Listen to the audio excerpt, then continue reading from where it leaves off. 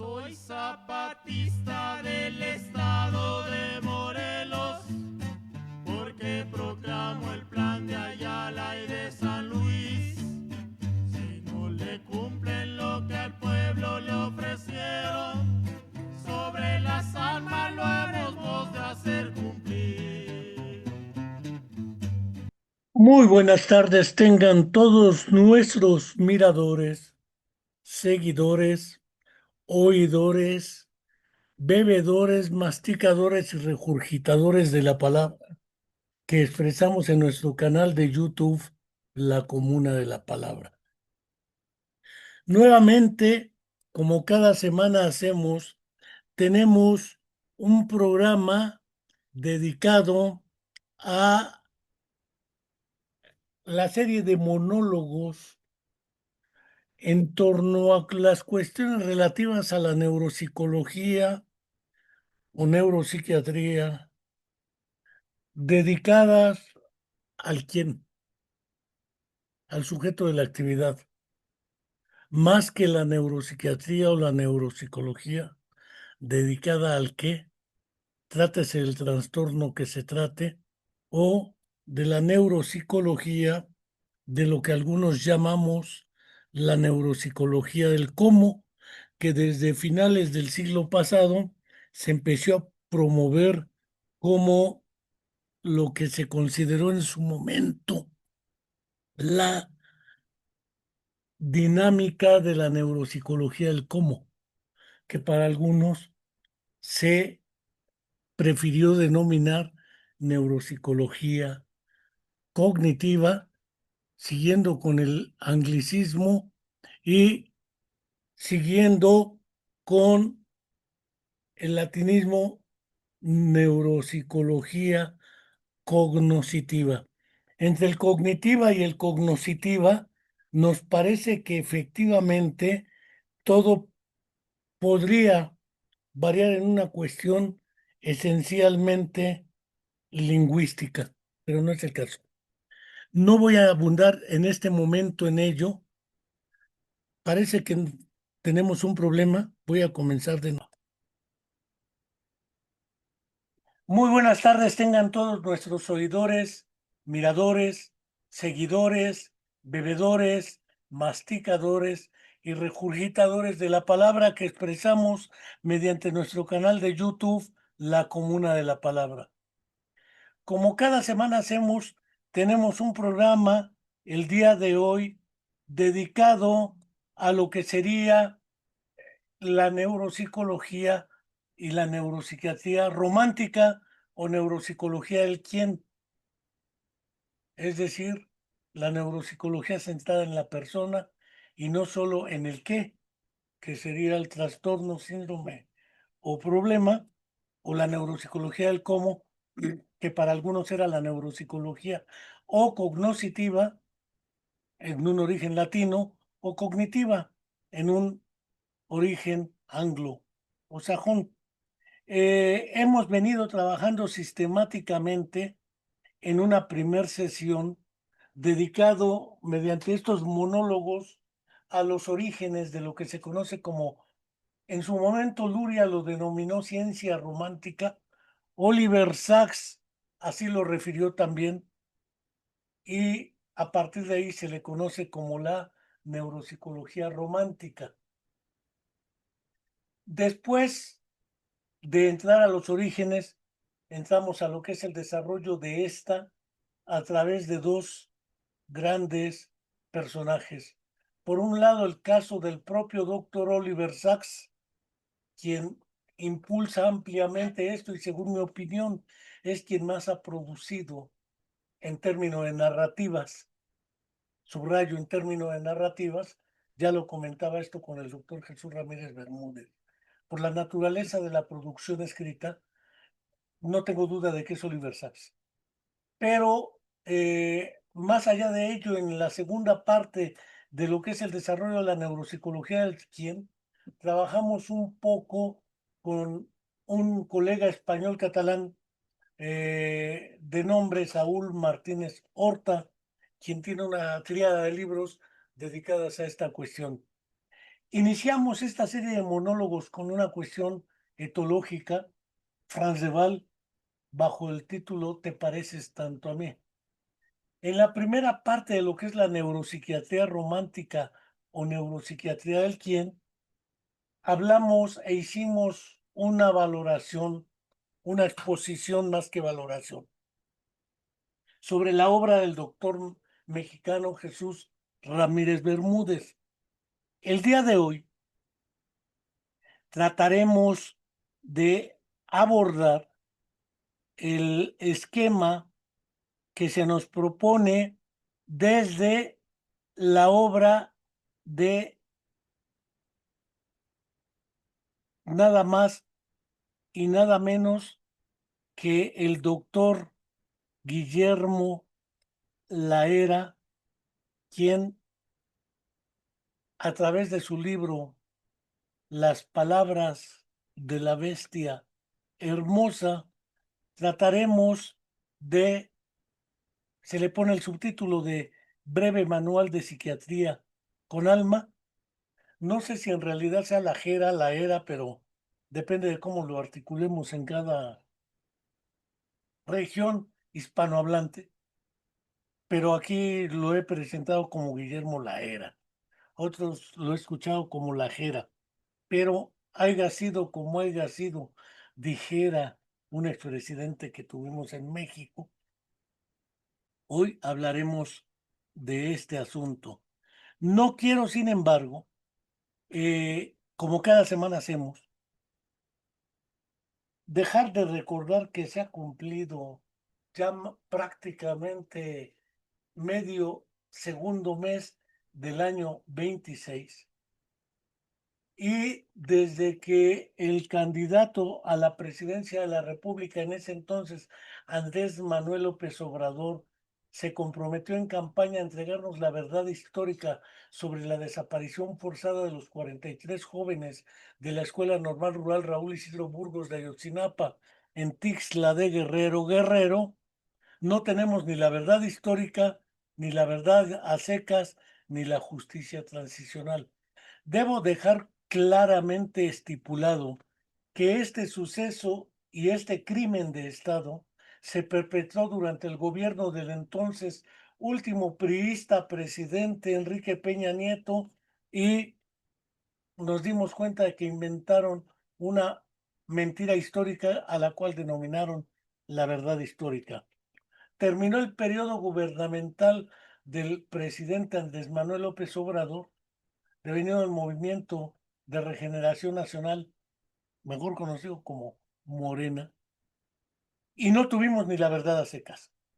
Ya llevamos un par de años del gobierno de la doctora Claudia Sheinbaum Pardo y tampoco tenemos la verdad histórica ni la verdad a secas.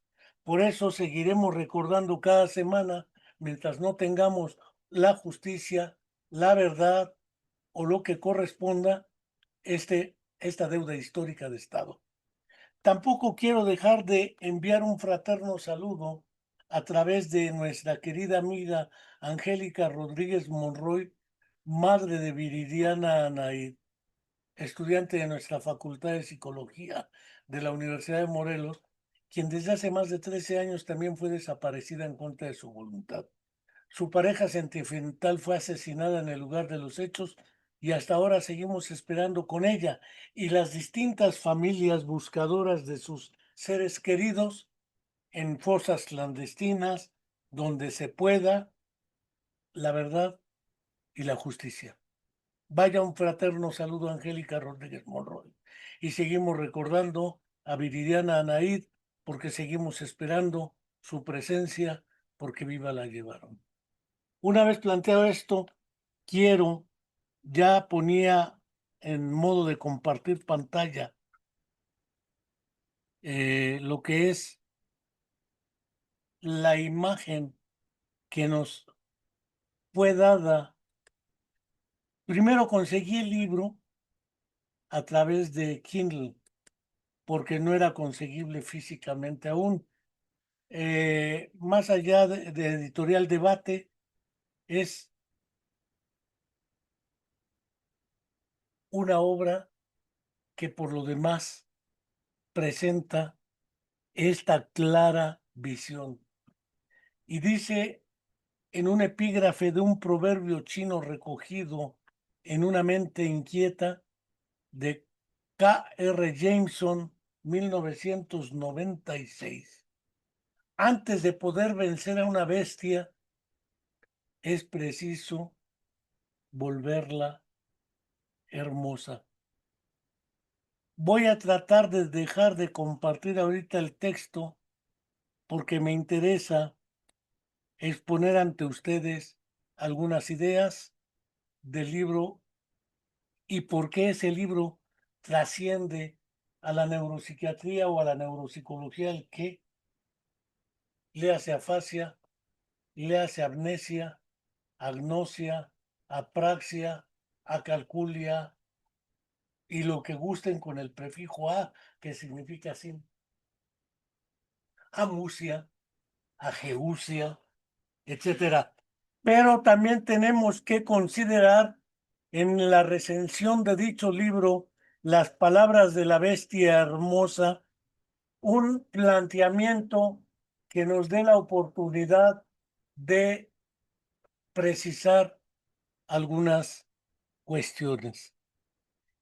De hecho, tampoco trata de la esquizofrenia, la depresión, los trastornos por estrés traumático como objeto de análisis, aunque sí aparecen como adyacente a la relación directa con quienes tienen que darse cuenta de ello a través de otros que no son más que los seres, dijera Michel Foucault en El nacimiento de la clínica empezó con la persona doliente, alguien que le duele algo. Entonces daré comienzo a esta cuestión señalando, según mi opinión, el conjunto de rasgos y características que distinguen a este libro. El título del libro, para empezar, me pareció sumamente interesante. Las palabras de la bestia hermosa. ¿Quién consideraría que una bestia puede ser hermosa? El epígrafe ya lo decía también. Pero también tiene un subtítulo que es un breve manual de psiquiatría. Recuerdo que hace ya bastante tiempo, hablo de 1977, 78, leí un libro de Alexander Romanovich Luria cuyo título es El hombre con su mundo destrozado. Una edición argentina de una editorial que fue liquidada durante la dictadura instaurada en la década de los 70 del siglo pasado por el conjunto de militares argentinos financiados y asusados por el gobierno ultrademocrático y policíaco de los Estados Unidos de América, que era Editorial Granica. Esa editorial cometió un error según la dictadura, poner la portada del libro en rojo y negro. Y todo lo que tenga que ver con rojinegro debía ser quemado. Quemaron incluso el libro rojo y negro de Stendhal, pero no quemaron, así se templó el acero de Nikolai Gorbachev, porque los militares pensaron, según la anécdota cuenta, que el libro debe hablar de ingeniería si se habla de templar el acero. Así se las gastaban. Existe una versión en inglés del mismo libro, con un prólogo de otro personaje que ha sido un fiel seguidor de la propuesta de lo que en su momento el propio Luria denominó un poco después la ciencia romántica o lo que es la neuropsicología romántica. Es decir, la unión del trabajo científico con el narrativo a través del estudio de los casos clínicos y los estudios longitudinales.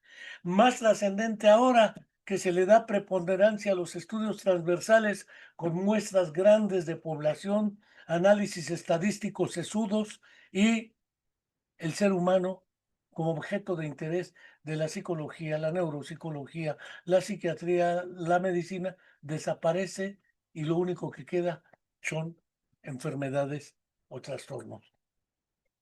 Existe una versión en inglés, decía, con un prólogo de Oliver Sacks.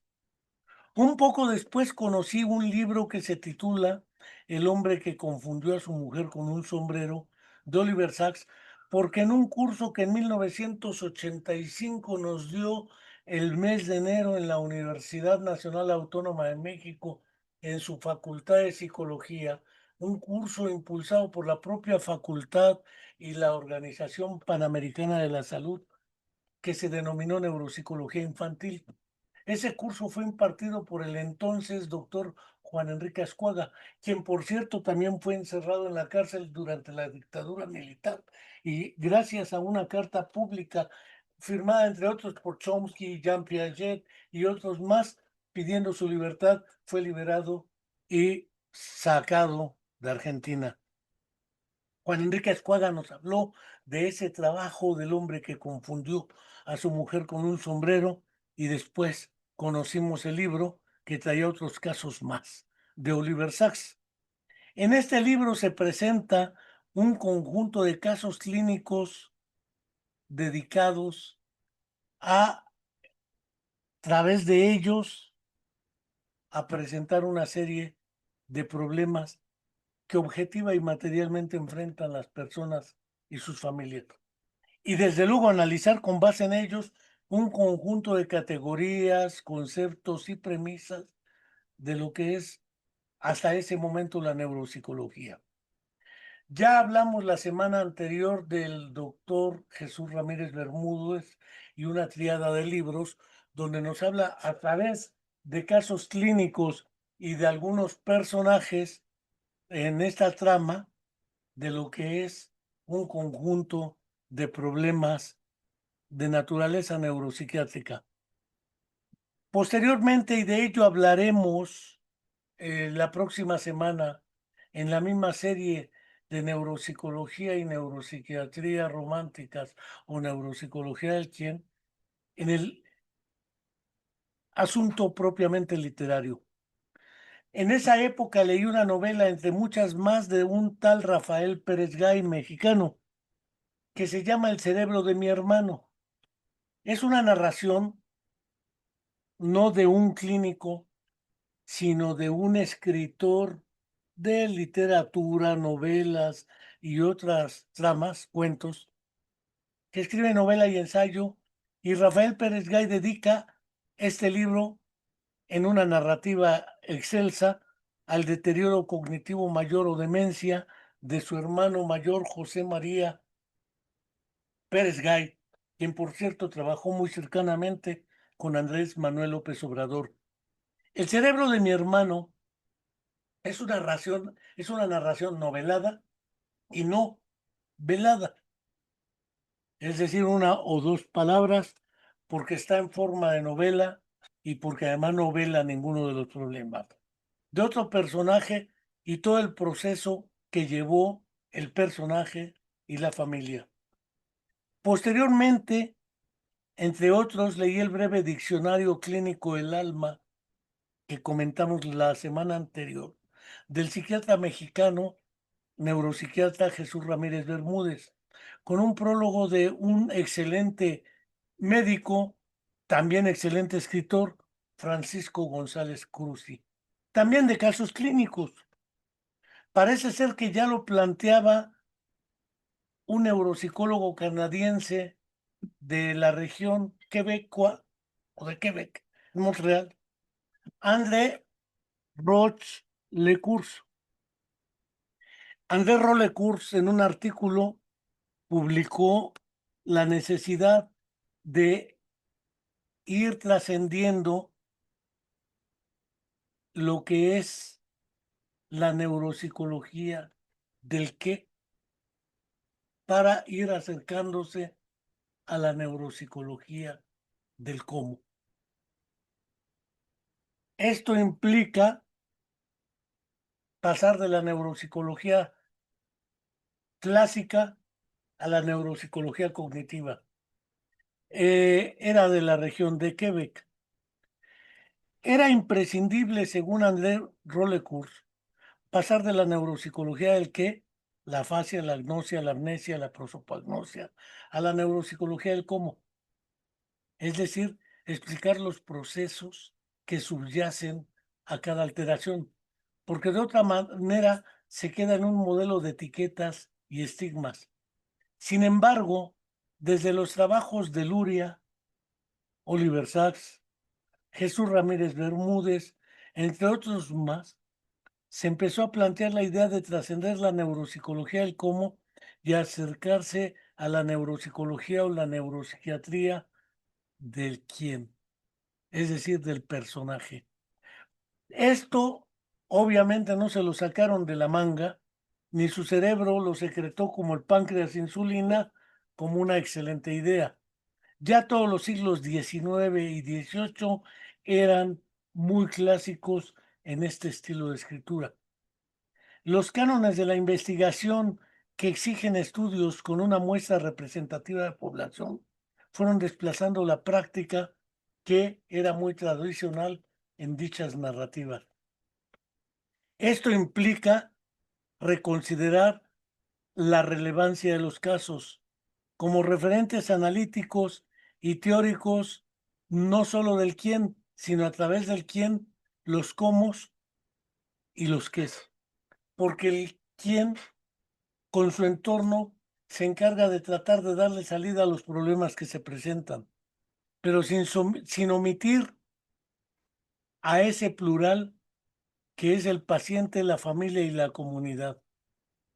Esta idea de darle vida al quién es la que nos encontramos en las narrativas de las palabras de la bestia hermosa.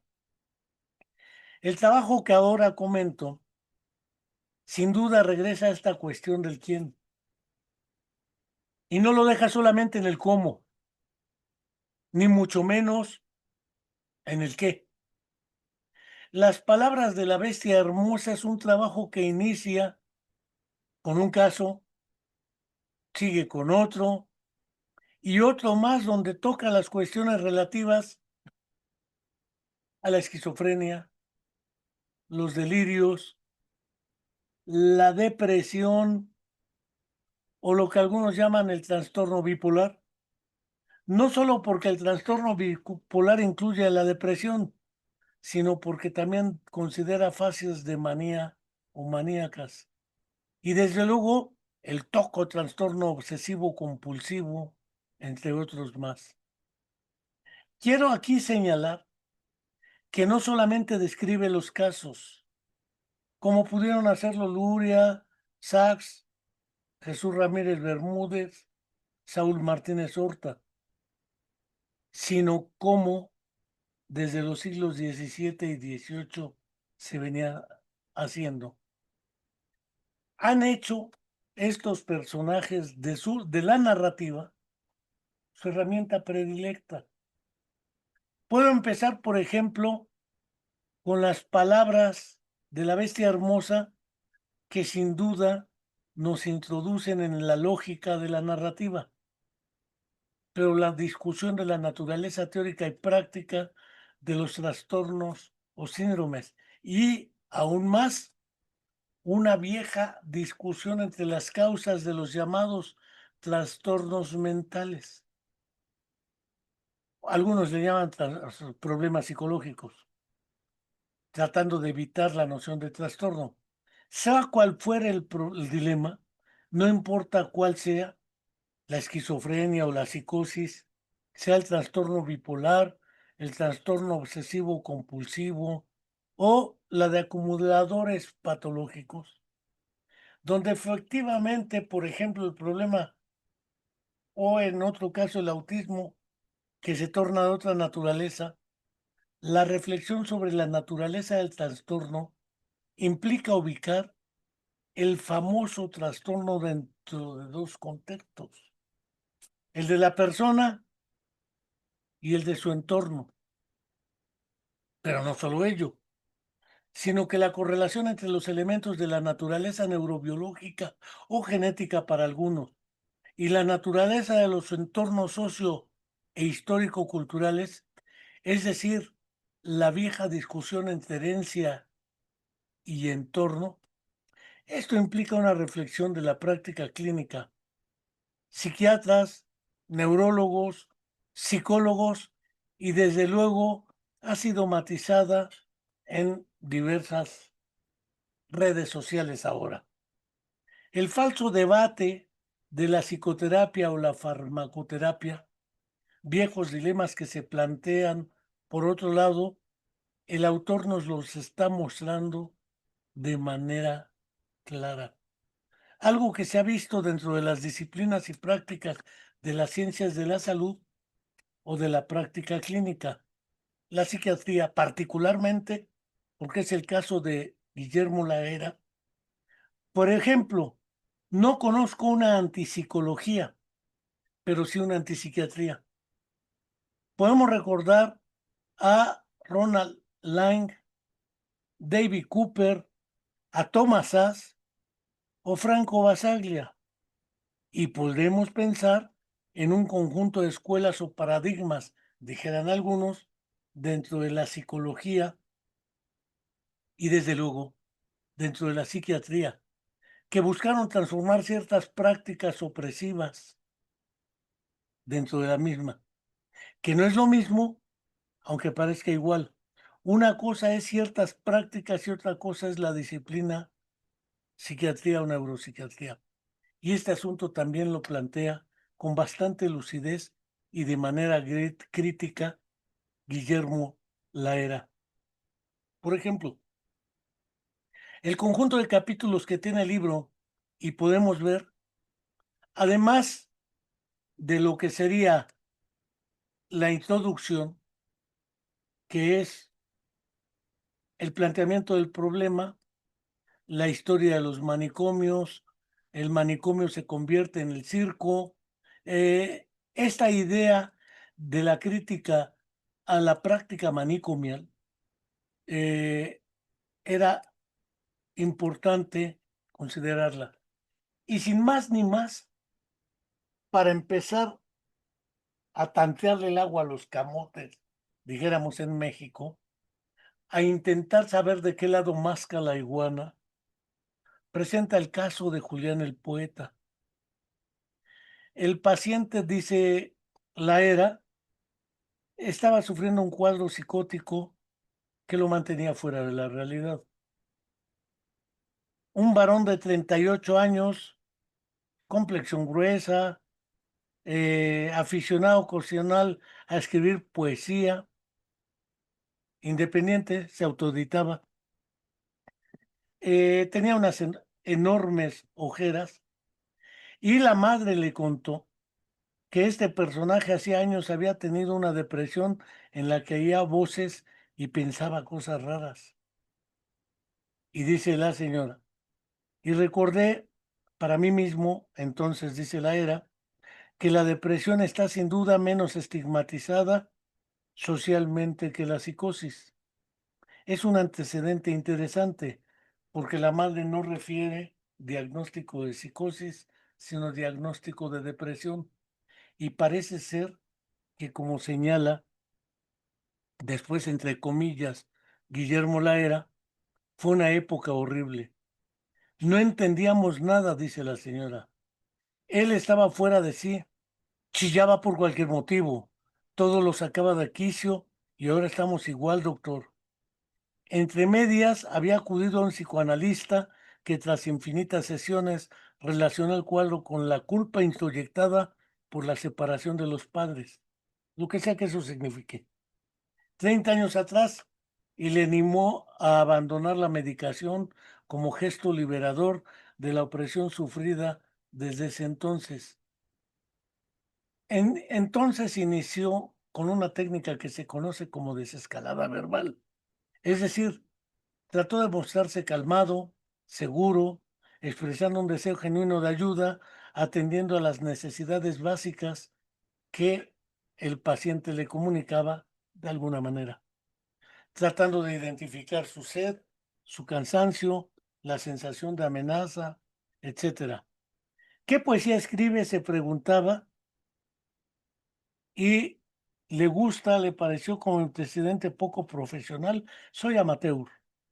Por un instante miró y pensó, he aquí un psiquiatra hastiado de su labor profesional que aprovecha su consulta para cultivar una afición literaria de fin de semana. No había sido arrastrado a la consulta por su madre para hablar de poesía, sino para hablar de sus problemas. Entonces el paciente respondió, escribo poesía del silencio, señor.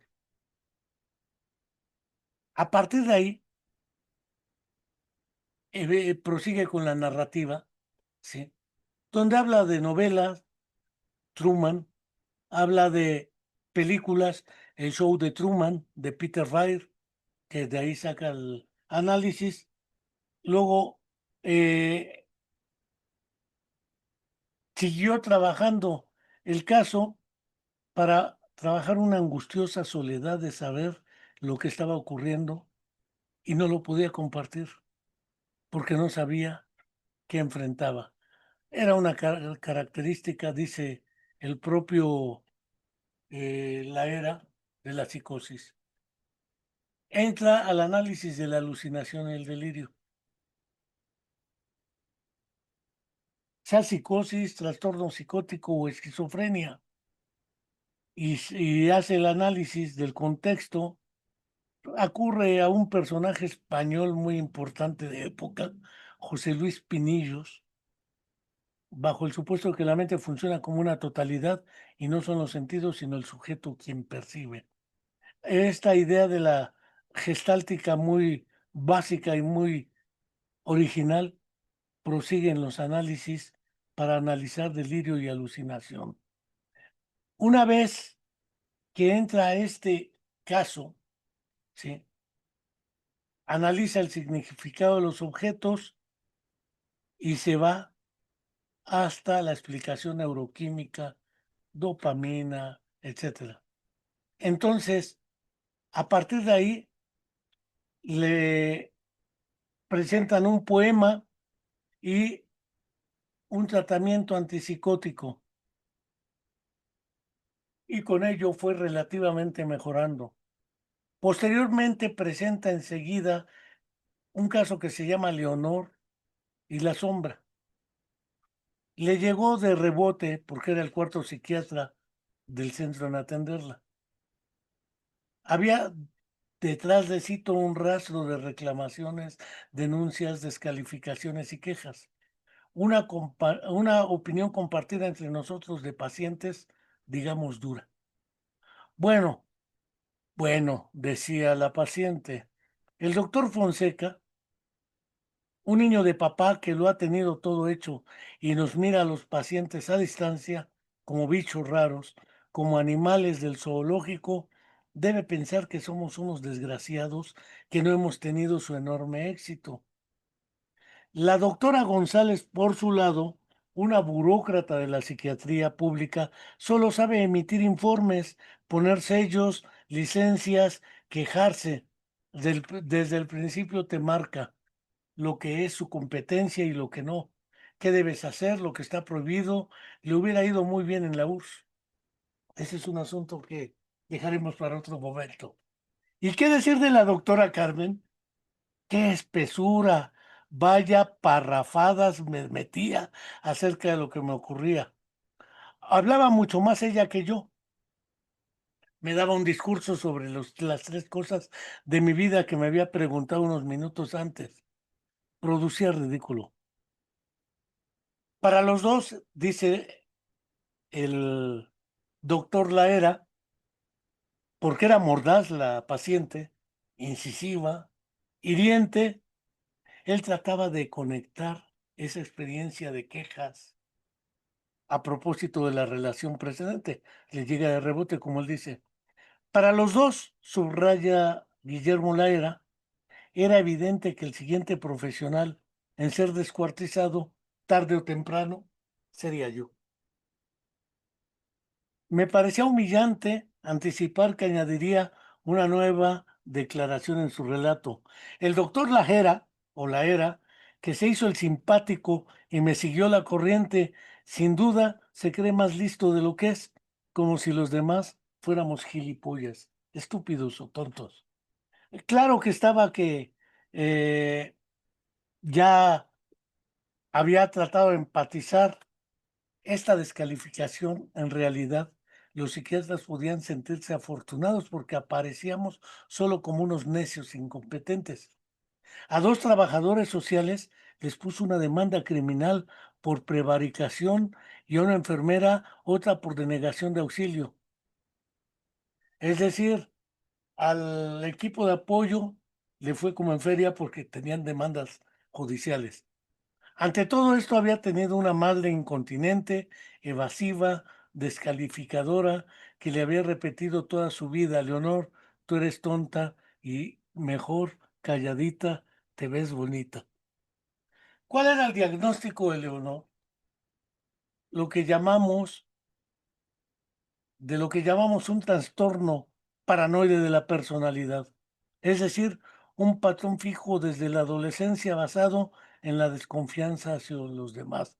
La palabra que utilizamos, dice la era, es querulante, porque porfía y denuncia allá por donde va, es carne de juzgado y de abogado desaprensivo. Ante esta circunstancia, empieza a explicar ese otro problema, el de la paciente que forma una estructura de personalidad bajo este supuesto. En el caso de Leonor, yo me aproximé demasiado al fuego y me quemé.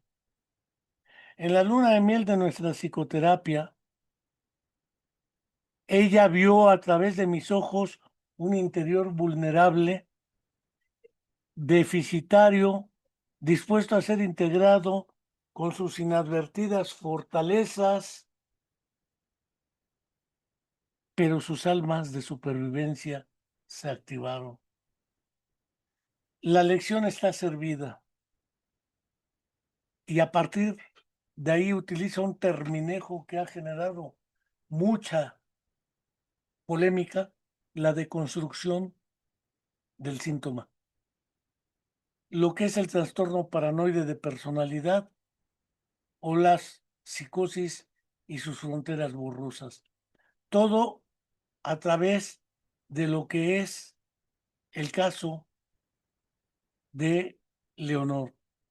Una vez terminado este caso, en ambos se está hablando de psicosis y de esquizofrenia con el de Julián el Poeta, prosigue con otro caso que es el que le permitirá abordar otro tipo de problemas que merecen ser tomados en cuenta a partir de lo que es el quién.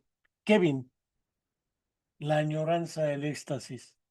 Se llamaba Kevin y se había criado en el barrio de la Frontera, en Vicálvaro. Tenía 20 años y amaba el rap, el gimnasio y las aplicaciones de citas. Por alguna extraña razón creía que a mí, en el fondo, también me gustaban. Y empieza a analizar el caso de Kevin como un referente mediante el cual trató de explicar un cuadro donde Kevin expresaba que tenía revelaciones. El término revelación e inspiración es muy clásico en los orígenes bíblicos, porque efectivamente, si la Biblia fue escrita por Dios, entonces los que escribieron el texto escribieron la voluntad y el dictado de Dios. Por lo tanto, no fue en sentido estricto una creación de ellos, fueron inspirados por Dios. Y aquí es donde aparece algo que no es trastorno bipolar y que se lo habían diagnosticado siguiendo la definición clásica de Robert Spitzer cuando sugiere el término de trastorno para dar una salida a la noción de síndrome o enfermedad. Entonces, la idea del trastorno, la manía, el éxtasis y toda esta serie de elementos donde aparece una depresión sin fondo, anedonia, eh, y sus causas las trata de explicar, pero no como un problema teórico, sino como un problema práctico para un alguien que es la persona doliente, y regreso otra vez a Michel Foucault en El origen de la clínica. Desde luego que el asunto de la antipsiquiatría es un asunto eh, clásico en la discusión, pero de momento, sobre todo en España, con el franquismo, el problema se fue expresando de otra manera. José y sus hermanos y una biblioteca infinita, que era un síndrome de Diógenes, según se dice, un coleccionista y clasificador de todo lo que podía, y ya no tenía espacio vital para vivir. Entonces, esta idea del acumulador, eh, Irineo Funes, el memorioso, eh, tenía una incapacidad para desechar mentalmente objetos. Todos eran importantes para él. Entonces, esa idea del acumulador o del síndrome de Diógenes también viene narrada a través de este personaje, que no son, como alguna vez creyó en su momento Néstor Brownstein en La memoria la inventora, que estos casos eran casos inventados porque la historia clínica es un subgénero literario. Ahí dejo el asunto con la discusión con Brownstein Néstor, psicoanalista lacaniano argentino. Pero hay una otra más, Cecilia, en una prisión mental. Tenía obsesiones que vienen del latín obsesio y que significa asedio, y vivía efectivamente sitiada, cercada, asediada por ideas poderosas e intrusas. Había empezado secretamente a los 12 o 13 años desarrollando cierto pensamiento mágico. No puedo pisar los bordes de las baldosas porque si lo hago, mis padres morirán. Continuó la comprobación. Caminó al colegio, reparaba en que quizás había dejado la ventana abierta y podía llover o inundarse. Luego entonces se regresaba a, a verificar si cerró. Toda esta idea de lo que es el TOC, la ansiedad, la angustia, ese tipo de casos, ¿sí?, lo que lo tiene a uno atrapado y asediado, lo presenta a través de este caso. Y naturalmente es una historia. A mí particularmente me sedujo mucho el caso Ainhoa sangrando por la herida, por razones que tienen que ver con mis valores ideológicos y políticos. Ainhoa, cuando la conocí en mi consultorio, tengamos presente que los nombres y las situaciones y algunas circunstancias son modificadas con fines de protección de la persona. Cuando le conocí en mi consulta y me contó su historia, se me aceleró el corazón. Eso dice la Jera. Llegué a pensar, ¿será esto posible? Era una chica de trato áspero y de mi misma edad. Nos llevábamos 3 días de diferencia. Entró en el despacho mirando, vigilando que no hubiera, por si hubiera grabadoras, cámaras, falsos espejos, un poco paranoide. Traté de acomodarla y de darle seguridad y evité ser invasivo. Me entregó un informe de un hospital del País Vasco en el que había sido diagnosticada de esquizofrenia paranoide y que se describía un cuadro alucinatorio y delirante de perjuicios de 20 años de evolución. Dejé a un lado ese papel, dice la era, que podía sesgar mi juicio clínico actual, y le dije que me parecía verla inquieta. No quiero hablar de mi pasado, doctor, aunque tengo mis razones para estar inquieta. Pero tranquilo, que no tiene que ver contigo. Era de constitución muy fuerte, la cara ancha, se peinaba a lo garzón y no había nada en ella que tratara de complacer precisamente. Nos reímos, a ella le gustó todo, hablaban del Barça, Johan Cruyff, fútbol, pero resulta que en varias ocasiones frenó la entrevista y dijo dominante, para el carro, de ese tema no hablo. ¿De qué tema era del que nos reímos y ella gustó? El bla, bla, bla. Ocurría cuando le preguntaba por fechas, por la profesión de su padre, por su hermano mayor, pero como estaba ahora la situación política en Euskadi, releí el informe. Además del trastorno psicótico, su anterior psiquiatra añadió el diagnóstico de estrés postraumático por violencia política. En el apartado biografía decía, omitido material sensible. Es decir, el caso no importa, lo que importa es el diagnóstico. Pero en la descripción de sus delirios hacía referencia a que las interpretaciones se acentúan ante situaciones que le recuerdan el episodio mencionado, un atentado. ¿De qué episodio o atentado se habla? Me preguntaba. Ainhoa, disculpa, pero me ha sido inevitable leer en el informe una referencia a un atentado. ¿Quieres hablarme de ello? Igual me sirve para hacerme mejor la idea de cómo podemos ayudarte. No, respondió, prefiero no hablar. Se calló, pero no quería zanjar la conversación conmigo. No me imaginaba que fueras del Barça. Por la pinta te hacía un puto vikingo. Y sonrió. En la sala de espera está su madre, una mujer sobria y elegante que bla, bla, bla, bla, bla, bla, bla. Le quitaba importancia a la hipervigilancia. Se había acudido a psicosociales para facilitar el acceso a algún trabajo protegido, pero no pasó a más. Eh, en realidad, en la siguiente sesión, en la que pidió una analítica y cambiamos la pauta de medicación, entiendo análisis de laboratorio.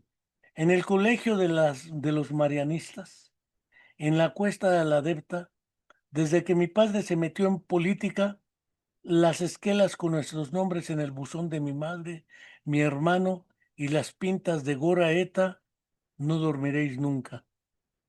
Yo había seguido siempre con muchas perturbaciones la historia de terror de ETA en el País Vasco. Frente a mi casa, en la Plaza Mariano de Cavia, en 1989, tal como rememoro ahora en la hemeroteca, un joven rubio de unos 25 años que vestía cazadora de cuero marrón se colocó a la espalda de un comandante del ejército y le disparó a quemarropa escondiendo su pistola con un periódico.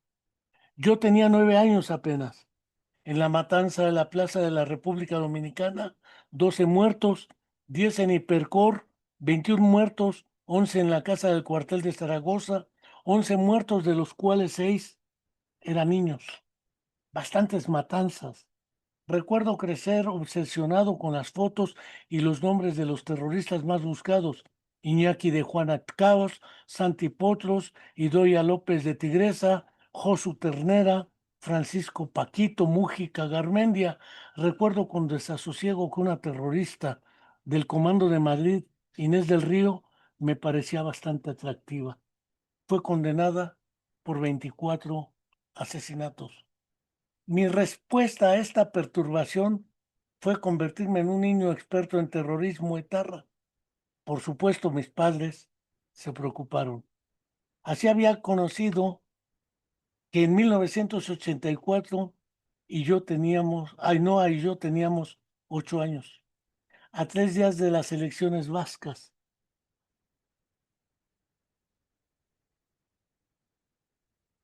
Dos terroristas disfrazados con monos de trabajo habían llamado al timbre del senador socialista Enrique Casas, que estaba mirando por la mirilla y dudó si abrir o no, que finalmente abrió y le dispararon 2 tiros en la cabeza y en el cuello, que consiguió correr ensangrentado hasta la habitación de su hijo, o era hija, balbuceando: sois unos cobardes cabrones.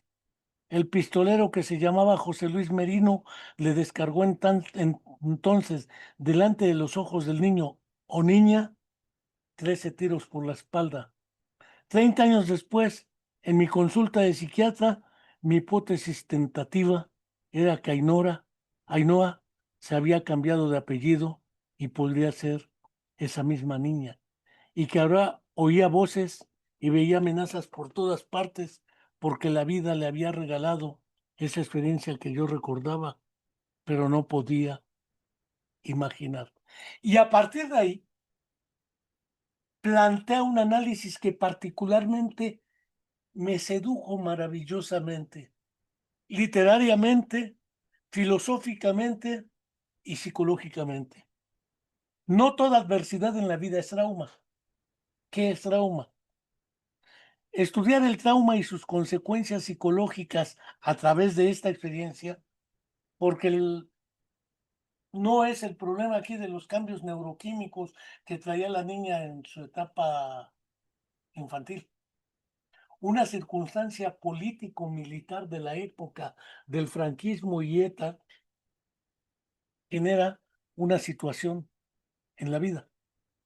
Entonces, estudiar un trauma y sus consecuencias consiste en afrontar tanto la vulnerabilidad humana en el mundo natural como su capacidad para afrontar el mal. Y para hacerlo, no son solo las atrocidades cometidas, es que frecuentemente el perpetrador desacredita a la víctima, niega los hechos, justifica la brutalidad y la traumatiza. Dijera nuestro expresidente: haya sido como haya sido, son daños colaterales, eso dijo él. Pero en la mente, la negación no funciona. Uno trata de aparcar el recuerdo, sofocar el dolor, pero no puede. El trauma siempre sale a la superficie. ¿Qué es un trauma y qué no? Es una pregunta crucial en el libro de Guillermo Lahera. Y dice una primera definición que considero consolatoria, dijera Humberto Eco: es una situación extrema que pone en peligro la vida o la integridad del sujeto, vivida con intenso terror e indefensión, lo que incluye ser víctima de un atentado terrorista, de una agresión física, de una violación, sobrevivir a una catástrofe natural o a un grave accidente de tráfico. Pero en la definición de los últimos años, dice Lahera, ha ido perdiendo importancia el hecho objetivo que tiene lugar, el suceso, y ha cobrado gran protagonismo la vivencia subjetiva, los sentimientos asociados de horror, indefensión o abandono. Así, las escalas recientes de trauma se refieren en realidad a acontecimientos adversos, incluyendo situaciones de discriminación, de pobreza, vivir con un enfermo mental o que un familiar entre en prisión, por ejemplo. El concepto de trauma se ha transformado entonces a situaciones adversas vividas traumáticamente. El paciente nos dice que para él fue un trauma la separación de sus padres, o que le impidieron llevar tatuajes hasta los 18 años. Eso fue traumático. Y que pese a que el sentido común nos dificulta equiparar esta adversidad a ser testigos de la matanza de Ruanda, o de Palestina, o de la persecución policíaca en la democrática Estados Unidos de América, pero podemos añadir ante su legítima y respectiva y respetable vivencia subjetiva. En paralelo, esta situación nos lleva a una hiperinflación de la noción de trauma. Si todo es trauma, pues ya nada es trauma. Hay una expresión de las situaciones adversas que desbordan a las antes denominadas más modestamente estresantes. Es decir, la era no entró por la discusión teórica del trauma.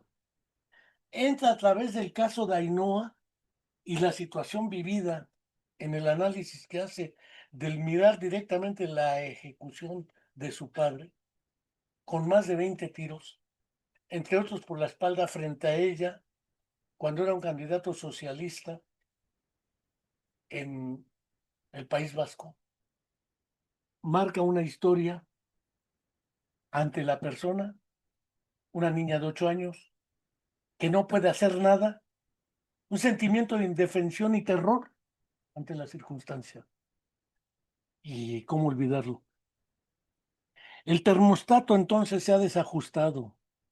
Hay quien piensa que todo esto es un cambio positivo, pero existe también el riesgo de que si todo es trauma, no podamos dejar de asumir que tampoco nada es trauma. Ante estas atrocidades se pregunta si utilizar la palabra trauma demasiado elásticamente ante hechos de todo tipo no le permitieron tatuarse hasta los 18 años. Se separaron sus papás o la situación que vivió Ainhoa en el conflicto entre ETA y el gobierno español. Esto lleva a que a través de una digresión, de hecho, Luria en su libro El hombre con su mundo destrozado, mete 4 digresiones. Una sobre el cerebro y su organización. 2 sobre el lenguaje y su papel. La memoria y lo que es la organización de la visión y el espacio. A mí me parece que estas digresiones derivan no solamente de la inquietud teórica de un personaje como Guillermo Laera, es en esencia el haber sabido poner la digresión en el lugar específico. Esto implica también entrar a la narrativa, donde se vale de todo. Virginia Woolf describió de forma inolvidable en La señora Dalloway las secuelas postraumáticas del poeta que vuelve del campo de batalla, con el deterioro y suicidio de su personaje Septimus Smith. Las vivencias de los supervivientes de Shoah, como Primo Levi, Elie Wiesel, Viktor Frankl, Bruno Bettelheim, el mismo Franco Basaglia, entre otros, marca esta línea que después, con Boris Cyrulnik, otro que sobrevivió a un campo de concentración, aparece el concepto de resiliencia, que también se ha vuelto tan elástico. Ahora hablan de las naciones resilientes, la economía resiliente, la política resiliente, etcétera. Pero lo que es claro es que Primo Levi, por ejemplo, dice, ahí en Auschwitz,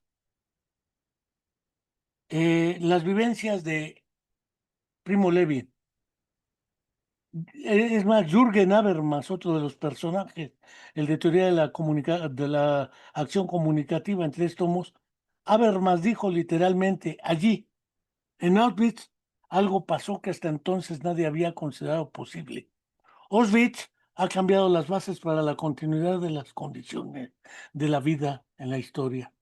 Lo mismo plantea en Sobrevivir Bruno Bettelheim, una entrevista autobiográfica que le hacen, y El hombre en busca de sentido o El hombre doliente, Viktor Frankl. Naturalmente que fue la guerra de Vietnam,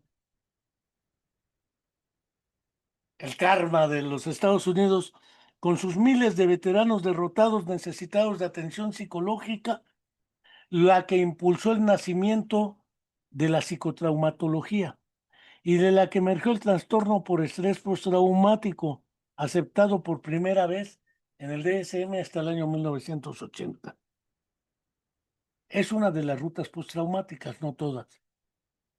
Luego, ¿cómo se articula el trauma y cómo se articula la relación terapéutica en palabras desarticuladas o inarticuladas?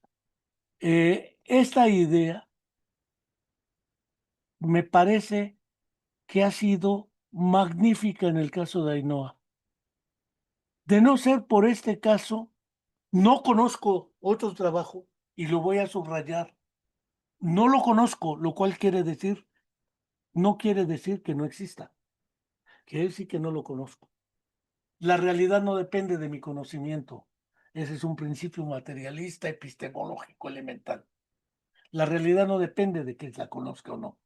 Y regularmente decimos, es que nunca lo he visto, entonces no existe. Espérate, que no lo hayas visto no quiere decir que no exista.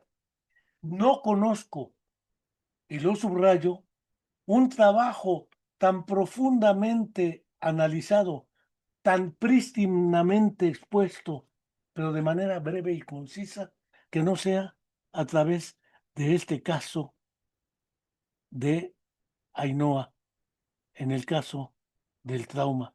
Creo que es el mejor trabajo que conozco hasta ahora. Y luego, Sakura, su padre no era Enrique Casas, la madre Edurne me lo contó. Tenía tantas ganas de ayudar a su hija que me inundó de detalles biográficos y me regaló un profundo relato. El primer recuerdo que ella tenía era la dificultad donde José Luis, el padre de Ainhoa, nuestra paciente, era un jovencísimo profesor, ayudante de Derecho Civil, precoz brillante, que aprovechaba las clases que le dejaban impartir para deslizar mensajes contra el régimen, suscitar la reflexión y la protesta. Rabiosamente antifranquista, coqueteaba con la retórica revolucionaria.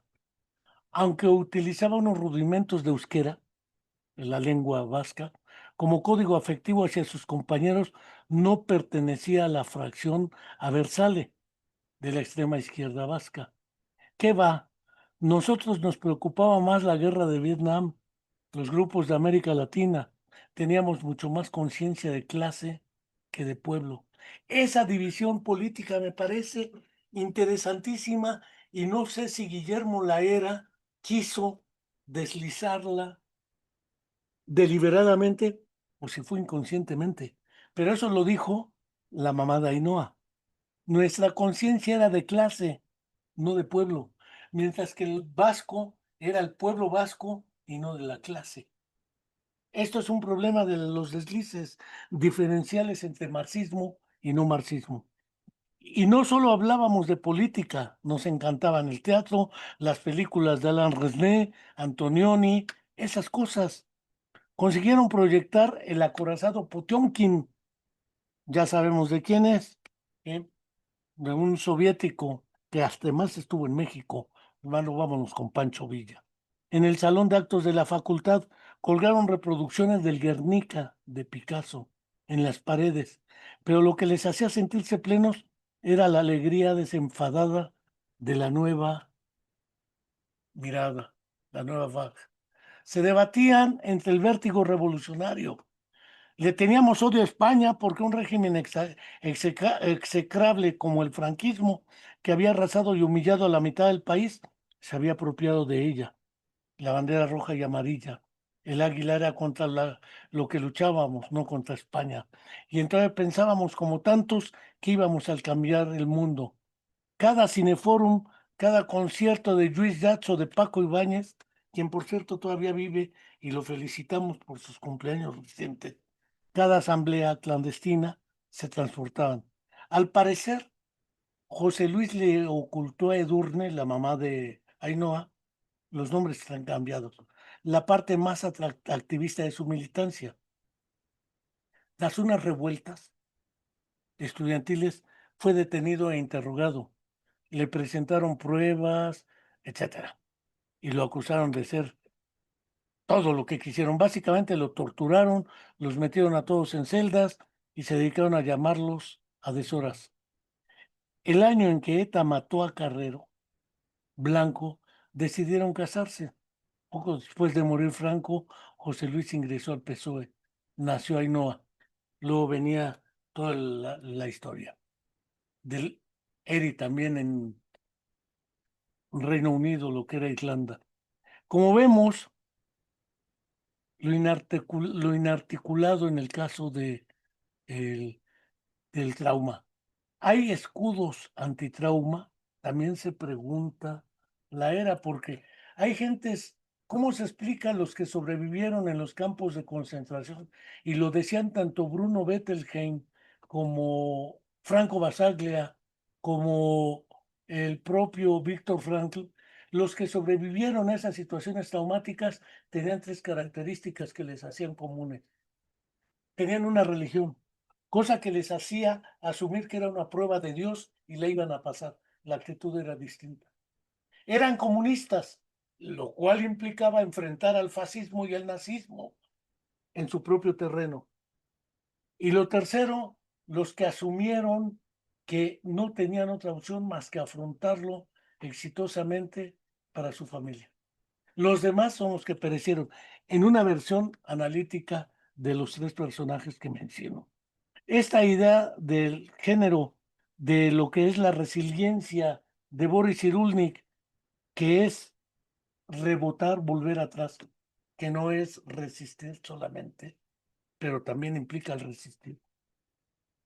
Estos conceptos están vinculados: trauma, barreras antitrauma y resiliencia.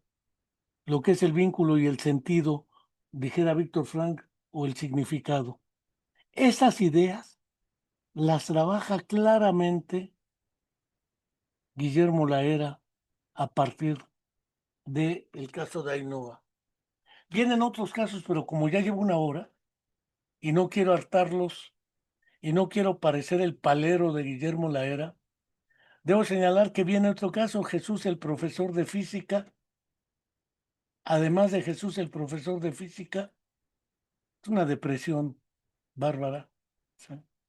También aparecen otros personajes que le imprimen sentido a este libro, que aborda estos temas: cómo se trata la depresión, cómo evitar la depresión, cómo identificar la depresión, el papel de la paroxetina en ese momento de la publicación del libro, que no es muy viejo, es muy reciente, es del año pasado. Viene Las cartas perdidas, que es una idea maravillosa, casi arqueológica, diría yo. Es el recopilar una serie de cartas desde el manicomio que se escribieron de la casa de dementes de Santa Isabel y que nunca fueron llevadas a sus destinatarios. Las empezaron a analizar porque era bastante información que se despreció siempre, hasta que Eric Kandel, por un lado, y el propio Guillermo Laera lo hicieron. Finalmente, hace los agradecimientos, especialmente para los lectores, y yo quisiera invitarles a todos y cada uno de quienes nos escucharon, eh, la posibilidad de que lean este interesantísimo e importante trabajo del doctor Guillermo Laera Corteza, Las palabras de la bestia hermosa, editorial Debate. Hasta aquí yo no quiero más que felicitarme a mí mismo por haber tenido acceso a este libro, por toda la riqueza que me entregó y desde luego porque es una maravilla que debe ser leída, porque de otra manera no tendremos la posibilidad de reconocer el valor teórico, práctico y clínico que nos aporta las palabras de la bestia hermosa. No quiero dejar de señalar algunas cuestiones y lo voy a compartir en la pantalla, porque de otra manera no quedará claro, y lo voy a estar compartiendo sucesivamente hasta que resolvamos este asunto. Una descarga de responsabilidades, porque nuestro programa La Comuna de la Palabra, impulsado por su servidor, psicólogo Enrique Álvarez de Alcántara, y alojado en YouTube y Spotify, se viene realizando desde el día 1 de mayo del 2018, es decir, cuenta con prácticamente 8 años de actividad permanente.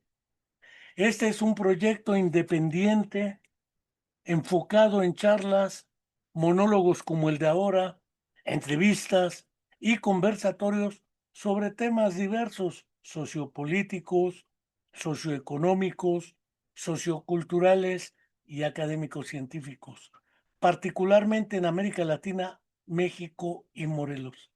Actualmente cuenta con más de 500 programas, los cuales se colocan en un repositorio de libre acceso en los canales referidos y sin fines de lucro. El programa de Radio Horizonte 107.9 del Instituto Mexicano de la Radio, IMER, tiene otro proyecto exactamente con el mismo nombre, La Comuna de la Palabra. Este acaba de estrenarse este mes de febrero del 2026, con programaciones en redes de Imer Horizonte y Opus 94, y es conducido por Laura Lezama. Debo aclarar que son dos programas diferentes, con nombre idéntico, pero impulsados en contextos, circunstancias, contenidos y propósitos diferentes. Por ende, nos deslindamos formalmente de tal programa de radio. Manifestamos que nada tenemos que ver con el IMER, Instituto Mexicano de la Radio, y esperamos que este instituto considere el derecho de primacía y revise esta situación. Ante todo, muchas gracias por su atención.